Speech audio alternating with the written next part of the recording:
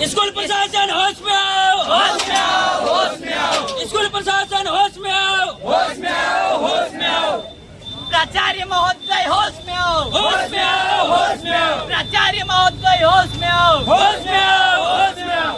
बोलो भारत माता की जय। भारत माता की जय। विद्यार्थी परिषद जिंदाबाद। देखना अंदर चलो गेम्स हम दिखाते हैं। मेरा ये कहना है, सुनिए आप लोग, हम सब लोग आप बोलिए मत सर, है ना।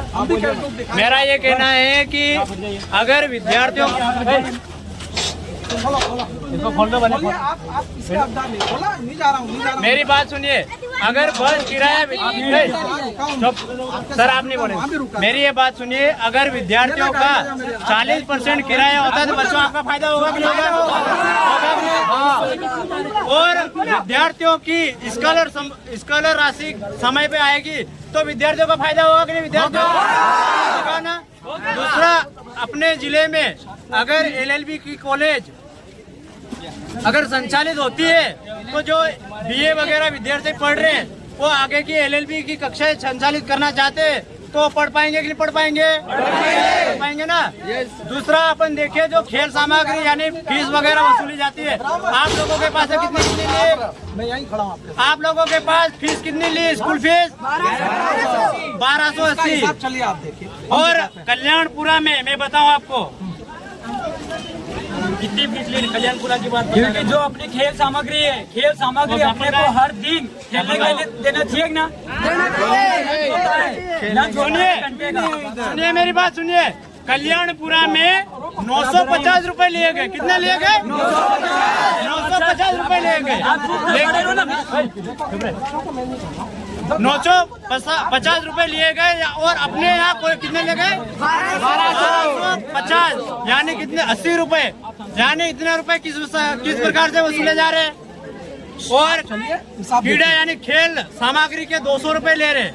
यानी जिस स्कूल में 800 विद्यार्थी होते हैं उसमें कितना पैसा होता है? 1,60,000। और यहाँ पे तो अधिक पैसा वसूला गया है, तो कितना पैसा होगा? तो ये जो प्राचार्य लोग हैं वो पैसों पे बैठे हैं एक प्रकार से कुंडली मारकर। ना तो खेल सामग्री विद्यार्थियों को मिल रही है और ना ही समय पर स्कॉलरशिप मिल रही है और ना ही समय पर परेड वगैरह भी लगते हैं। ठीक है, बहुत सारे परेड में बहुत सारी सब्जेक्ट के टीचर भी नहीं है यहाँ पर। तो हम टीचरों और जो भी समस्या है उनके लिए यहाँ पे प्रभारी मंत्री आने वाले थे, उनको अपन ज्ञापन देके अवगत करवाने वाले थे कि जिले में ये समस्या है और सर इनको जल्दी से जल्दी आप पूर्ण करो। और जो विशेष करके जो ये स्कूलों में फीस वगैरह वसूली जा रही है वो अवैध रूप से कई स्कूलों पे 950, कई स्कूलों में 1200 इस प्रकार से वसूले जा रहे हैं। तो किस हिसाब से ये ले रहे हैं? हाँ, जरा हमको भी बताओ। मैं जवाब दूंगा इसका। मैं 1 महीने से यहाँ प्राचार्य। ठीक है, आप खेल सामग्री के ज्यादा पैसे नहीं लिए जाते। 90% छात्रों को छात्रवृत्ति सैंक्शन की जा चुकी है। रही बात आज ज्ञापन देना, तो बच्चे ज्ञापन देने के लिए स्वतंत्र है, परंतु कोई उनको जबरदस्ती ले जाए ये जरूरी नहीं। हमारे बच्चे यदि अगर विद्यार्थी आपको हम जबरदस्ती ले जा रहे क्या? नहीं ले जा रहे ना। जो बच्चे किसी को ले जा रहे क्या हम जबरदस्ती? और सर के द्वारा, मेरी बात सुनिए, सर के द्वारा बोला जाता है कि जो विद्यार्थी वहाँ प्रदर्शन में गए अपने हक के लिए आवाज उठा रहे हो तो आपको शाम को टीसी दे जाएगी। इस प्रकार से बात बोल रहे हैं सर। बोला गया सर के द्वारा, बोला गया था। और बच्चों को मार के भगाया क्यों आपने? बच्चों को मारा क्यों? किसी को नहीं मारा। अरे मारा बच्चों को, बोल रहे बच्चे मारा क्यों? बच्चों को मारा क्यों आपने? विद्यार्थी को मारने का अधिकार नहीं है।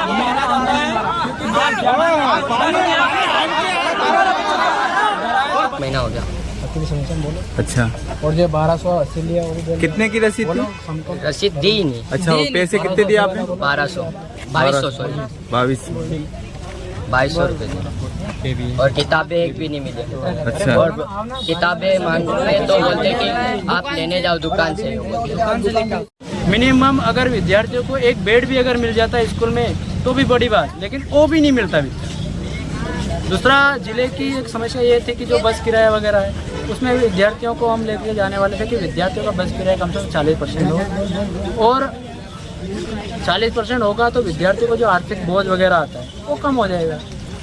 लेकिन यहाँ के जो प्राचार्य है वो खेल सामग्री और जो एडमिशन में इतने लिप्त है कि वो विद्यार्थियों को डराते हैं कि बोलते हैं कि अगर आप वहाँ ज्ञापन देने जाओगे तो आपके किसी शाम को आपके घर आ जाएगी और आपके माता पिता को हम बता देंगे, इस प्रकार से बताया जाता है। तो अगर कोई विद्यार्थी अपने हक के लिए आवाज़ उठाता है तो किसी देने का कौन सा प्रावधान है, हमारा ये कहना है। अगर आप इस प्रकार से डराओगे विद्यार्थियों को तो विद्यार्थी कहाँ जाएगा। अगर आप प्राचार्य अच्छे पोस्ट पर हो, अच्छे अधिकारी हो, तो आप इन छोटी सी अमाउंट से क्या करोगे। आप अगर एक विद्यार्थी के पास से 200 रुपये ले रहे हैं, यानी यहाँ पे विद्यार्थियों से हमने जब पूछा गया तो विद्यार्थी बोल रहे हैं हमारे पास 1280 रुपये ले रहे हैं, और जो प्राइवेट यानी फेल हो गए विद्यार्थी उनके पास से 2200 रुपये। तो किस प्रकार से आप रुपए ले रहे हो। यानी विद्यार्थी जो ग्रामीण क्षेत्र से आते हैं आप उनको किस प्रकार से ठग रहे हो। एक प्रकार से अपन देखा जाए तो जो ग्रामीण क्षेत्र में उनके माता पिता बेचारे कहाँ जाते हैं, गुजरात में जाते हैं, वहाँ पे मजदूरी करते हैं। एक दिन की जो रहती है राशि वो 200 रुपये होते हैं, यानी 1280, यानी 6 दिन दाड़की करता है, तगारे तोपते हैं, तब जाके आते हैं पैसे। तो ये किस प्रकार से लूट रहे हैं एक प्रकार से। तो हमारा ये कहना है कि जो विद्यार्थियों के पास से राशि ली है आप लोगों ने वो बकाया आप उनको वापस रिटर्न करिए जितनी राशि है, नहीं तो हम जिले का प्रदर्शन करेंगे और जिले भर में जिला कलेक्टर का पुतला दहन करेंगे। क्या नाम है आपका? नीलेश गणावा, विद्यार्थी परिषद जिला से हुए थे जी। हम लोग उसकी तैयारी में लगे हैं। इस ड्यूरेशन में जो सूचना मिली कि कुछ लोग विद्यार्थी परिषद के यहाँ आए थे बच्चों को ले जाने के लिए, अनुमति मांग रहे थे। हमने कहा इसमें कोई अनुमति नहीं दी जाती है, और बच्चों के टेस्ट चल रहा है, सुबह भी टेस्ट है, शाम को भी टेस्ट है, और इन टेस्ट के अंक जो है वो उनके पोर्टल के ऊपर स्कूल में पहुँचो। बच्चे वहाँ से आ गए तो कुछ लोगों ने जो चर्चाएं मुझसे करना चाहिए कि आप जो है बच्चों को डरा रहे हो, धमका रहे हो। अरे हम तो बच्चों के हित में काम करते हैं, हमारा काम है बच्चों का हित।